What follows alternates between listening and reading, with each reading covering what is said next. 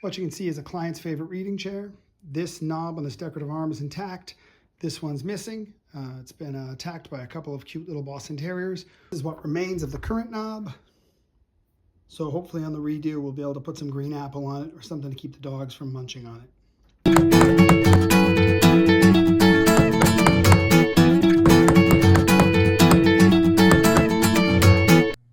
So here we are at my scrap shelf. This is where I leave cutoffs, interesting pieces, exotic woods, and stuff I just can't burn or throw out yet.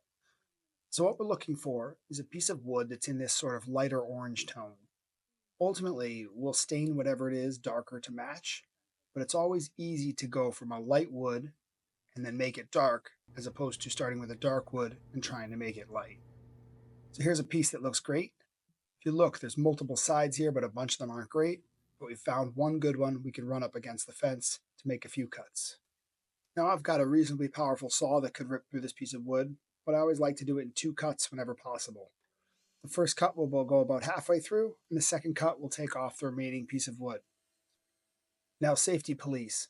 Notice I'm using 2 push sticks, one to push the wood forward and the other to push down and against the fence. Don't worry though, I don't like to take too many safety precautions, so I'm making sure that I'm doing this without my pants on to keep it exciting. Next, we're going to take this block of wood and mount it on a lathe. That will spin the wood tremendously fast and use different gouges and tools to carve the wood into whatever shape you desire.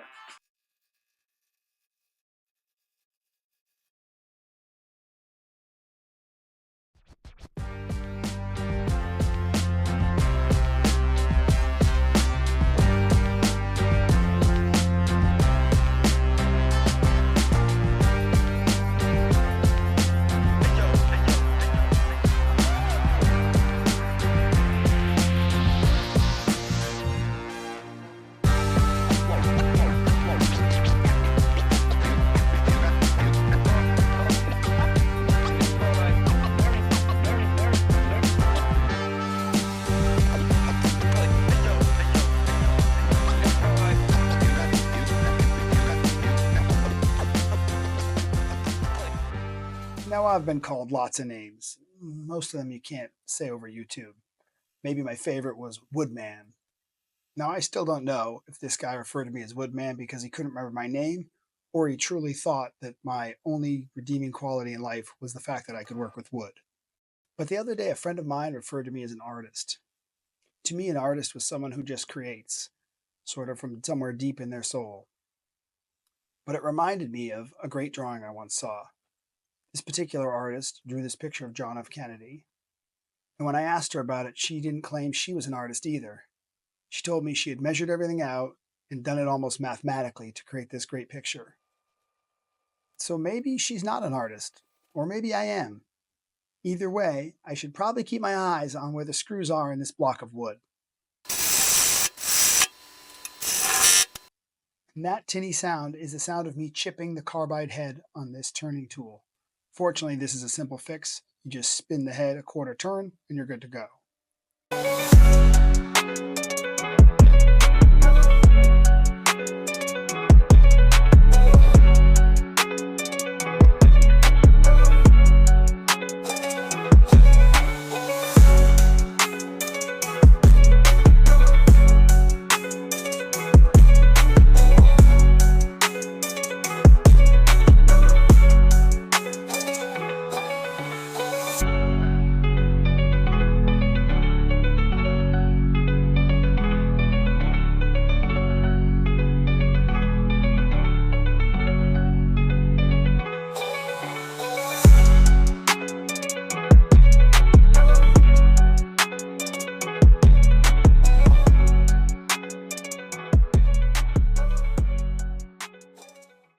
Now, I've been wood turning for over 7 years, so I know exactly when to put my hand under this knob to make sure I catch it and that it doesn't hit the floor.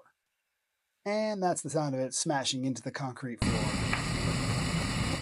It's time to carve that little nub off the bottom. So we work in one direction. Once we've cleared that out, we spin it around and completely fail to work in the opposite direction. This is where we decide to spin it back around to the first direction and just hog out a whole bunch of material. Then there's this brilliant move, which I abandoned quickly, thank God, so I still have my thumb. With a little bit of 80 grit sandpaper, I'm just flattening out that bottom to make sure it'll be flush to the chair. Here we're going to mark center with a jig, and once I've done so, I'm going to be completely neurotic and grab a compass and double check center.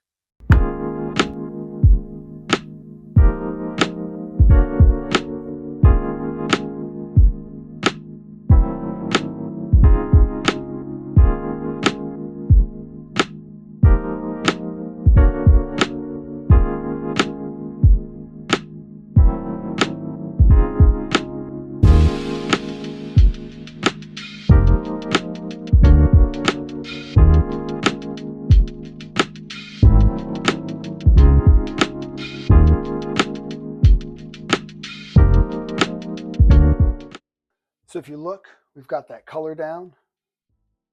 Color's really nice, but if you look, it's going to be a much shinier consistency on this. The shellac, it's brand new. This piece was older, it had dulled. So there's two things we're going to do. One, we're going to grab a little bit of steel wool. This is 000 steel wool. We're going to use the steel wool just to buff this down a little bit. It's just going to take a little of that shine off. So we're not removing any finish. We're just simply dulling it.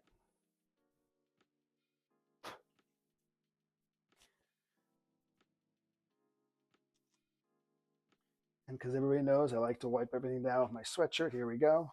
Now, if you look, that just gave it some character. So we've got a lot less sheen. It looks a little more weathered. That's what we're going for here. The last step I'm going to use something I got in a video from Chris Schwarz, who's a fantastic furniture maker, makes a lot of period pieces. We're going to use a little bit of this ebony brie wax. We're going to work it in there. And that's going to, again, add sort of a tarnish, a darkness to it that we wouldn't get otherwise.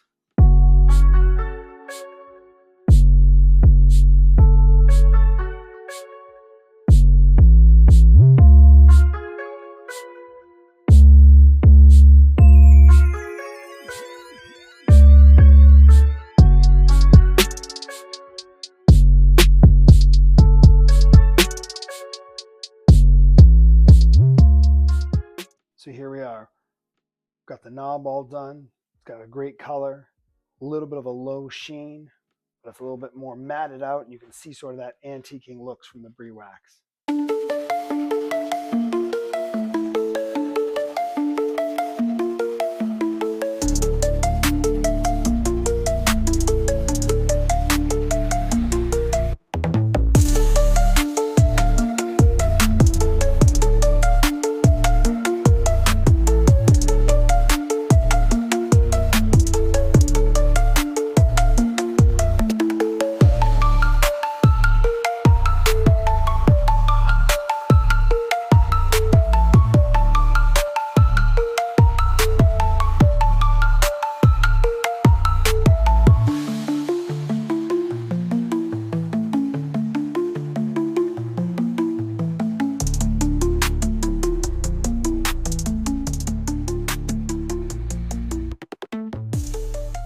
And with the last glue wipe and a little shove, it's all done. Thanks for watching.